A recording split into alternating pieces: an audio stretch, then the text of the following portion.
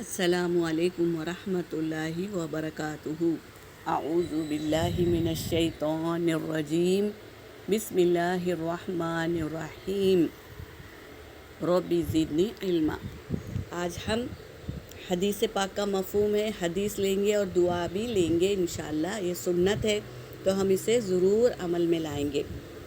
حدیث پاک کا مفہوم ہے، رسول صلی اللہ علیہ وسلم نے فرمایا، اللہم انی اعوذ بک من المأثم والمغرم۔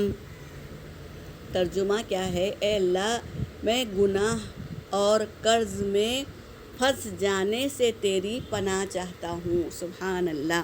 تو ہم گناہ میں پھنسنے اور قرض سے پھنسنے سے اللہ سے ہم پناہ چاہ رہے ہیں، تو یہ دعا کو یاد کریں گے انشاءاللہ اور عمل میں لائیں گے۔ وآخر دعوانا ان الحمد للہ رب العالمین۔